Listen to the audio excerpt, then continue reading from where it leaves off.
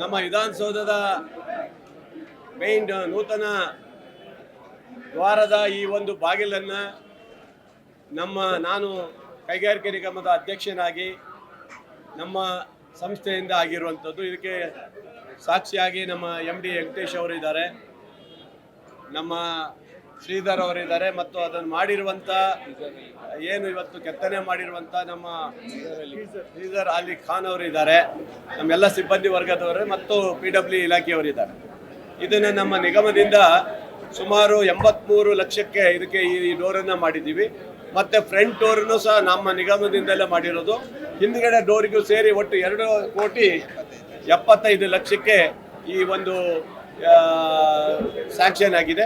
ಅದರಿಂದ ಉತ್ತಮವಾದಂಥ ಕೆತ್ತನೆ ಮಾಡಿರೋದು ಮೈಸೂರಿನವರಾದಂಥವರು ಇವರು ಇವರು ಮಾಡಿರೋದು ನಮ್ಮ MD ಅವರು ಮತ್ತು ಶ್ರೀಧರ್ ಅವರ ನೇತೃತ್ವದಲ್ಲಿ ಭಾಳ ಅದ್ಧೂರಿಯಾಗಿ ಮಾಡಿಕೊಟ್ಟಿದ್ದೀವಿ.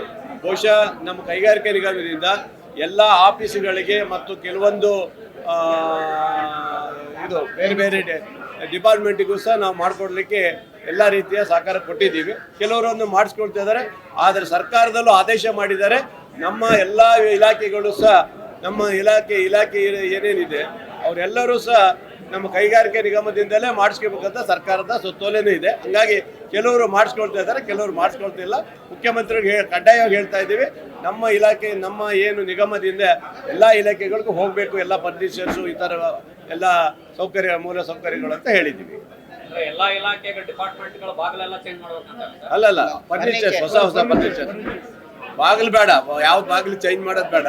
ಫರ್ನಿಚರ್ಸನ್ನು ಆಮೇಲೆ ಡೆಸ್ಕ್ ಮತ್ತು ಬೆಂಚ್ಗಳನ್ನು ಸಹ ಶಿಕ್ಷಣ ಇಲಾಖೆಯವರು ಕೊಟ್ಟಿದ್ದಾರೆ. ಆದರೆ ಇನ್ನೂ ಕೊಡಬೇಕು ಅಂತ ಹೇಳ್ತಾ ಇರೋದು. ಈ ಸಂಸ್ಥೆ ಉಳಿಬೇಕಾದ್ರೆ ನಮ್ಮ ಸರ್ಕಾರದ ಇಲಾಖೆ ಎಲ್ಲ ಸಹಕಾರ ಕೊಡಬೇಕಂತ ಕೇಳ್ಕೊಳ್ತೀವಿ. ನಾವು ಕೊಡ್ತೀವಿ, ನಾವು ಎಷ್ಟು ಬೇಕಾದ್ರೂ ಮಾಡ್ಕೊಡೋಕೆ ನಾವು ತಯಾರಿದ್ದೀವಿ. ಅವ್ರು ಕೊಡೋದೊಂದು ಮಾಡಿಕೊಡ್ಬೇಕಷ್ಟೇ.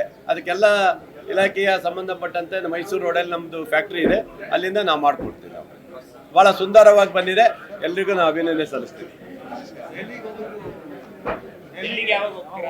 ಡೆಲ್ಲಿಗೆ ಚುನಾವಣೆ ಬಂದಿದ್ದರಿಂದ ನೀವು ಬೇಡ, ಆ ಕಡೆ ಹೋಗಿ.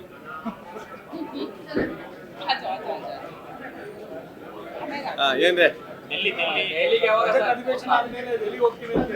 ಇಲ್ಲ, ಏನಾಗಿದೆ, ತಕ್ಷಣ ಡೆಲ್ಲಿ ಹೋಗುವಂಥ ಕಾರ್ಯಕ್ರಮದಲ್ಲಿ ತಕ್ಷಣ ಬೈ ಎಲೆಕ್ಷನ್ ಬಂದಿದ್ದರಿಂದ ಇವತ್ತು ಸ್ವಲ್ಪ ಮುಂದೂಡಿದ್ದೀವಿ.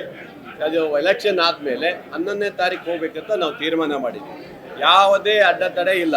11ನೇ ತಾರೀಕಿಗೆ ನಾವೆಲ್ಲ ಏನು ಸೀನಿಯರ್ ಯಾರಿದ್ದೀವಿ ನಾವೆಲ್ಲರೂ ಡೆಲ್ಲಿಗೆ ಹೋಗ್ಬಿಟ್ಟು ವರಿಷ್ಠರ ಭೇಟಿ ಮಾಡಿ ಕಡ್ಡಾಯವಾಗಿ ಆಗ್ಬೇಕಂತ ಹೇಳಿ ಒತ್ತಡ ಹಾಕ್ತೀವಿ.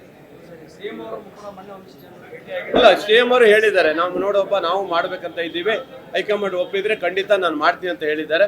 ಅದರಿಂದ ಭಾಳಷ್ಟು ಜನ ಅದ್ರ ಬಗ್ಗೆ ಒಪಿನಿಯನ್ ಕೊಟ್ಟಿದ್ದಾರೆ. ಖಂಡಿತ ನನಗೆ ಅನ್ನಿಸ್ತದೆ 100% ಮೇ ನಂತರ ಆಗತ್ತಂತ ನಮ್ಗೆ ಗ್ಯಾರಂಟಿ ಇದೆ. ಅದ್ರ ಬಗ್ಗೆ ನಮ್ಗೆ ಗೊತ್ತಿಲ್ಲ. ನಮ್ಮ ಮಂತ್ರಿಗಳ ಸ್ಥಾನಕ್ಕೆ ಮಾತ್ರ ನಾವು ಕೇಳ್ತಾ ಇದ್ವಿ. 1, 2 ಅವ್ರು ಕೇಳ್ಕೊಳ್ಳಿ, ಅವ್ರ ಹತ್ರ ಕೇಳ್ಕೊಳ್ಳಿ. ಅದ್ರ ಬಗ್ಗೆ ನಾನು ಚರ್ಚೆ ಮಾಡೋದಿಲ್ಲ. ನಮ್ದು ಏನಿದ್ರು ಮಂತ್ರಿ ಸ್ಥಾನಕ್ಕೆ ಮಾತ್ರ ಕೇಳಿದ್ದೀವಿ, ಅದಕ್ಕೆ ಒತ್ತಾಯವನ್ನು ಹಾಕಿದ್ದೀವಿ ನಾವು ಅಷ್ಟೇ. Thank you. ಮತ್ತೆ ಕೇಳಿದ್ರ ಸರ್, ಯಾಕಂದ್ರೆ ಅವ್ರು ಹೇಳ್ತಾ ಇದ್ರೆ ದೆಹಲಿಗೆ ಹೋಗ್ತಕ್ಕಂಥ ವಿಚಾರ ನಮ್ಗೆ ಯಾರು ಹೇಳಿಲ್ಲ, ನಾನು ಯಾರು ಭೇಟಿ ಮಾಡಿಲ್ಲ ಅಂತ ಅವರು ಬಹಳಷ್ಟು ಒಂದು ಬೇಸರವಾಗಿ ಹೇಳಿದ್ದಾರೆ. ಯಾರು? DK ಶಿವಕುಮಾರ್ ಅವ್ರನ್ನೂ ಭೇಟಿ ಮಾಡ್ತೀವಿ. ಅವ್ರನ್ನೂ ಭೇಟಿ ಮಾಡಿ, ಮಾನ್ಯ ಉಪಾಧ್ಯಕ್ಷರನ್ನು ಅಧ್ಯಕ್ಷರನ್ನು ಭೇಟಿ ಮಾಡಿ ಅವ್ರ ಮುಖಾಂತರ ಹೇಳಿಬಿಟ್ಟೆ ಹೋಗ್ತೀವಿ. ಯಾರಿಗೂ ಇದು ಮಾಡೋ ಪ್ರಶ್ನೆನೇ ಇಲ್ಲ. ನಮಗೆ ಒಟ್ಟಾಗಿ ಅಧಿಕಾರ ಸಿಗಬೇಕು, ಅಧಿಕಾರ ಕೊಡಬೇಕು, ಅಷ್ಟೇ ನಮ್ಮ ಉದ್ದೇಶ. ಬೇರೆ ನಾವು ಕೇಳೋಕೆ ಹೋಗೋದಿಲ್ಲ. ಎಲ್ಲರನ್ನೂ ಕೇಳ್ತೀವಿ. ಅಥವಾ ಸೀನಿಯರ್ ಮಂತ್ರಿಗಳನ್ನೂ ಕೇಳ್ತೀವಿ. ಸರ್, ನಾವು ಡೆಲ್ಲಿ ಹೋಗ್ತೀವಿ, ನಿಮ್ಮೆಲ್ಲರೂ ಸಹಕಾರ ಕೊಡಿ ಅಂತ ಸೀನಿಯರ್ ಲೀಡ್ರನ್ನೂ ಕೇಳ್ತೀವಿ. ಯಾರನ್ನೂ ಬಿಡೋ ಪ್ರಶ್ನೆನೇ ಇಲ್ಲ. ಹಂಗಾಗಿ ಫಸ್ಟ್ ಟೈಮ್ ಗೆದ್ದವ್ರು ಹೋಗಿ ಬಂದಿದ್ದಾರೆ, ಸೆಕೆಂಡ್ ಟೈಮ್ ಅವರು ಯಾರು ಹೋಗಿಲ್ಲ, 3ನೇ ಟೈಮು, 4ನೇ ಟೈಮು, 5ನೇ ಟೈಮ್ ಅವ್ರು ನಾವು ಇದ್ದೀವಿ, ಖಂಡಿತ ಹೋಗ್ತೀವಿ ನಾವು. ಪ್ರಣವಾನಂದ ಸ್ವಾಮಿಗಳು ಬಜೆಟ್ನಲ್ಲಿ ಮುಖ್ಯಮಂತ್ರಿಗಳನ್ನ ಟಾರ್ಗೆಟ್ ಮಾಡಿದ್ದಾರೆ. ಯಾರು DK ಶಿವಕುಮಾರ್ ಅವರು ಪರವಾಗಿ ಮಾತನಾಡಿದ್ದಾರೆ, ಅವ್ರನ್ನೆಲ್ಲರನ್ನು ಕೂಡ ಟಾರ್ಗೆಟ್ ಮಾಡಿದ್ದಾರೆ ಅಂತ ಮಾತನ್ನ ಹೇಳಿದ್ದಾರೆ. ನೋಡಿ, ಯಾರೋ ಸ್ವಾಮೀಜಿಗಳು ಇವರು ಟಾರ್ಗೆಟ್ ಮಾಡೋವಂಥದ್ದು ನನಗೆ ಹೇಳಕ್ಕೆ ಹೋಗೋದಿಲ್ಲ. ಯಾಕಂದ್ರೆ ಅವ್ರು ಬಿಟ್ಟ ವಿಚಾರ. ಅವ್ರ ಸ್ವಾಮಿಗಳು ನಮ್ಮ ಸಮಾಜದ ಸ್ವಾಮೀಜಿಗಳು ಇದ್ದಾರೆ. ಅವರಿಗೂ ಏನು ನಮ್ಮ ನಿಗಮಕ್ಕೆ ₹1 ದುಡ್ಡು ಬಂದಿಲ್ಲ ಅಂತೇಳಿ ಏನೋ ಸ್ವಲ್ಪ ಕೋಪದಿಂದ ಒಂದೆರಡು ಮಾತಾಡಿರ್ಬೋದು. ನಾನು ನಿನ್ನೆ ಮಾತಾಡಿದ್ದೀನಿ. ಸ್ವಾಮೀಜಿಯರು ಆ ಥರ ಮಾತಾಡಕ್ಕೆ ಹೋಗಬೇಡಿ, ನಿಗಮಕ್ಕೆ ₹100 ಕೋಟಿ ಕೊಡ್ತೀನಿ ಅಂತ ಮುಖ್ಯಮಂತ್ರಿಗಳು ಹೇಳಿದ್ದಾರೆ, ಕೊಡ್ತಾರಂತ ಹೇಳಿದ್ದೀನಿ. ಓಕೆನಾ? Thank you. ಸದಾಣ ಇನ್ನಷ್ಟು ಹೆಚ್ಚಿನ ಮಾಹಿತಿಗಾಗಿ ಫಾಲೋ ಮಾಡಿ ಬ್ರಿಗೇಡ್ ನ್ಯೂಸ್ ಕನ್ನಡ.